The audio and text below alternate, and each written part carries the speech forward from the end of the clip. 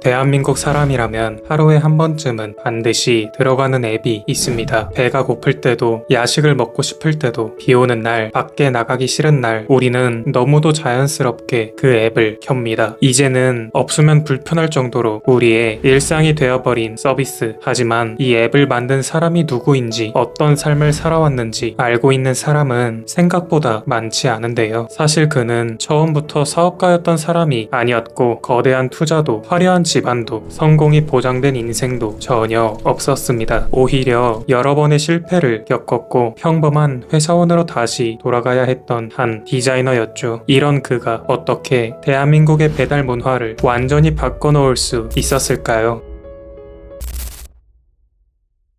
1976년 전라남도 완도에서 한 아이가 태어났습니다. 훗날 대한민국의 배달 문화를 완전히 바꾸게 될 인물이었지만 그의 출발점은 성공한 창업자의 어린 시절과는 거리가 멀었는데요. 집안 형편은 넉넉하지 않았고 고등학교 시절에는 식당 한쪽 방에서 잠을 자기도 했죠. 화려한 환경과는 거리가 멀었던 이 아이는 수도전기공업고등학교를 졸업한 뒤 서울예술대학에서 실내 디자인을 공부했습니다. 그는 돈을 버는 방법보다 사람들이 더 편리하게 사용할 수 있는 디자인에 관심이 많았죠. 그렇게 졸업 후 디자이너로 사회생활을 시작한 이 남자의 이름은 김봉진. 그는 매일 출근하여 컴퓨터 앞에 앉아 서비스를 디자인하고 퇴근하고 월급을 받는 삶을 살았던 누가 봐도 평범한 직장인이었습니다. 하지만 그는 남들이 지나치는 작은 불편함을 유심히 알아보는 사람이었고 그 작은 시선이 곧 그의 인생을 완전히 바꾸게 됩니다. 평범한 직장인으로 살아가던 김봉진은 언젠가 자신의 아이디어를 직접 현실로 만들고 싶어 했고 결국 사업에 도전하기로 결심하는데요. 하지만 현실은 생각보다 훨씬 냉혹했습니다. 처음 시작한 사업의 결과는 실패로 끝났고 이대로 포기하지 않았던 김봉진은 다시 한번 새로운 사업에 도전했지만 이번에도 결과는 같았죠. 시간은 흘러가고 모아두었던 돈은 점점 바닥을 드러냈습니다. 생활은 점점 어려워졌죠. 결국 김봉진은 창업을 접고 다시 회사로 돌아갑니다. 다시 월급을 받는 직장인. 대부분의 사람이라면 여기서 끝났을 것입니다. 실패를 인정하고 안정적인 삶을 선택했을지도 모르죠. 하지만 김봉진은 완전히 포기하지 않았는데요. 회사를 다니면서도 사람들이 일상에서 겪는 불편함을 계속 관찰하고 있었습니다. 그리고 어느 날 익숙한 풍경 하나가 수십 장의 배달 전단지가 그의 눈에 들어오게 됩니다. 2008년 대한민국에는 하나의 변화가 시작되고 있었는데요. 바로 스마트폰의 등장이었죠. 사람들은 인터넷을 손안에서 사용하기 시작했고 세상은 조금씩 변하고 있었습니다. 하지만 유독 변하지 않는 것이 하나 있었는데요. 바로 배달 문화였죠. 치킨을 주문하려면 냉장고에 붙어있는 전단지를 하나씩 펼쳐봐야 했습니다. 사실 사람들은 이러한 행동이 너무 익숙한 나머지 아무도 이상하다고 생각하지 않았지만 김봉진은 달랐습니다. 스마트폰으로 은행 업무도 하고 인터넷도 하는 시대인데 왜 음식 주문만큼은 여전히 전단지를 빚어야 할까? 그는 속으로 의문이 들었죠. 그리고 그 질문은 곧 하나의 아이디어가 됩니다. 전단지를 스마트폰 안으로 옮기자. 이는 거창한 기술도 복잡한 아이디어도 아니었습니다. 사람들이 이미 하고 있는 일을 조금 더 편하게 만드는 것. 그것이 김봉진이 생각한 배달의 민족의 시작이었습니다. 하지만 아이디어가 좋다고 해서 곧바로 성공하는 것은 아니었는데요. 2009년 배달의 민족이 세상에 나왔지만 사람들의 반응은 생각보다 차가웠습니다. 당시만 해도 스마트폰이 막 보급되기 시작한 시기였고 사람들은 배달 음식은 당연히 전단지를 보고 전화로 주문하는 것이라고 생각하며 굳이 앱을 켜서 주문할 이유를 느끼지 못했습니다. 식당들의 생각도 비슷했는데요. 전단지면 충분하다. 누가 앱으로 주문하냐는 등의 반응이었죠. 사용자가 없으니 가게가 들어오지 않았고 가게가 없으니 사용자도 늘지 않았습니다. 배달의 민족은 처음부터 엄청난 악순환에 빠진 것이었죠. 금방이라도 무너질 것 같은 상황이었습니다. 하지만 김봉진은 포기하지 않았는데요. 그리고 그는 곧 하나의 사실을 깨닫습니다. 서비스가 아무리 좋아도 사람들이 기억하지 못하면 아무 의미가 없다는 것이었죠. 그래서 그는 조금 다른 길을 선택했습니다. 바로 배달 앱이 아니라 브랜드를 만들기로 한 것이었죠. 가장 먼저 사람들의 눈에 들어온 것은 독특한 글씨체였습니다. 배달의 민족만의 전용 서체였는데요. 훗날 배민체라고 불리게 되는 이 글씨체는 누가 봐도 한눈에 배민이라는 것을 알아볼 수 있었습니다. 또한 광고도 평범하지 않았는데요. 우리가 어떤 민족입니까? 한번 들으면 쉽게 잊히지 않는 강렬한 문구, 이러한 유쾌하면서도 촌스럽지 않은 B급 감성은 오히려 사람들의 기억 속에 강하게 남았습니다. 배민은 사람들이 직접 참여하는 독특한 행사도 만들었는데요. 음식을 주제로 재치 있는 짧은 글을 만드는 배민 신춘문예, 그리고 곧 수십만 개의 문장이 쏟아졌고 사람들은 광고를 보는 것을 넘어 직접 배민의 유머를 만들고 퍼뜨리기 시작했습니다. 여기에 재치 있는 굿즈까지. 사람들은 배달앱을 사용하는 것이 아니라 배달의 민족이라는 브랜드를 즐기기 시작했습니다. 입소문은 생각보다 훨씬 빠르게 퍼져나갔는데요. 사용자가 늘어나자 식당이 늘어났고, 식당이 늘어나자 더 많은 사람들이 배달의 민족을 사용하기 시작했습니다. 그리고 곧 대한민국 사람들이 가장 먼저 떠올리는 배달 앱이 되었죠. 그렇게 대한민국 대표 배달 앱으로 자리 잡았지만 성공은 또 다른 경쟁을 불러왔습니다. 요기요를 비롯한 여러 배달 플랫폼이 시장을 놓고 경쟁하기 시작했고 2019년에는 쿠팡이츠까지 시장에 뛰어들었죠. 배달앱 시장은 그 어느 때보다 치열해졌습니다. 하지만 배달의 민족은 이미 수많은 이용자와 가맹점을 확보하며 대한민국에서 가장 많이 사용하는 배달 앱으로 성장해 있었고 수천만 건의 다운로드, 수십만 곳의 가맹점. 이제 배달의 민족은 하나의 앱을 넘어 대한민국의 배달 문화를 대표하는 서비스가 되었습니다. 2019년 김봉진은 많은 사람들을 놀라게 하는 결정을 발표하는데요. 배달의 민족을 독일의 배달 플랫폼 기업인 딜리버리 히어로에 매각하기로 한 것입니다. 거래 규모는 약 4조 7천억 원. 당시 국내 스타트업 역사상 가장 큰 규모의 인수합병 가운데 하나였습니다. 하지만 발표 직후 논란도 함께 시작됐는데요. 이미 요기요를 운영하고 있던 딜리버리 히어로가 배달의 민족까지 인수하게 되면서 국내 배달앱 시장이 한 회사에 지나치게 집중되는 것 아니냐는 우려가 나온 것이었죠. 공정거래위원회도 오랜 심사에 들어갔고 결국 인수를 승인하는 대신 하나의 조건을 내걸었습니다. 바로 요기요를 매각하는 것이었죠. 이 조건이 받아들여지면서 인수는 최종적으로 마무리되었습니다. 그렇다면 김봉진은 왜 회사를 매각한 걸까요? 그는 국내 시장을 넘어 더 큰 세계 시장에서 경쟁하기 위해서는 글로벌 네트워크와 더 큰 투자가 필요하다고 판단했습니다. 물론 이 결정을 두고 아쉬움을 이야기하는 사람도 있었지만 분명한 것은 그는 배달의 민족의 다음 성장을 고민한 끝에 내린 선택이었다는 것입니다. 배달의 민족 매각 이후 김봉진은 조금씩 경영 일선에서 물러나기 시작했습니다. 2022년 우아한 형제들 의장직에서도 사임하며 새로운 길을 선택하였죠. 하지만 사업을 완전히 떠난 것은 아니었는데요. 그는 창업 경험을 바탕으로 새로운 스타트업에 투자하고 후배 창업가들을 지원하기 시작했습니다. 또한 교육과 사회공헌에도 관심을 기울이며 재산의 절반 이상을 기부하겠다고 약속하였고 더 나은 사회를 위한 나눔에도 동참했는데요. 한때 평범한 디자이너였던 그는 이제 새로운 창업가들이 도전할 수 있도록 돕는 사람이 되어 있었습니다. 오늘도 우리는 배달 앱을 열고 몇 번의 터치만으로 음식을 주문합니다. 너무 익숙한 일상이어서 이것이 얼마나 큰 변화였는지 생각해볼 일은 많지 않은데요. 하지만 그 당연한 일상은 누군가의 작은 질문에서 시작되었습니다. 작은 불편함을 지나치지 않은 작은 아이디어는 대한민국의 배달 문화를 완전히 바꾸어 놓았습니다. 세상을 바꾸는 혁신은 언제나 거창한 발명에서 시작되는 것은 아닙니다. 누구나 지나쳤던 불편함을 그냥 지나치지 않았던 한 사람의 시선, 그것이 우리가 매일 사용하는 배달의 민족의 진짜 시작이었습니다. 오늘 영상은 여기까지입니다. 다음 영상에서는 또 다른 빅테크 리더의 이야기를 들려드리겠습니다. 구독과 좋아요는 다음 영상을 만드는데 큰 힘이 됩니다.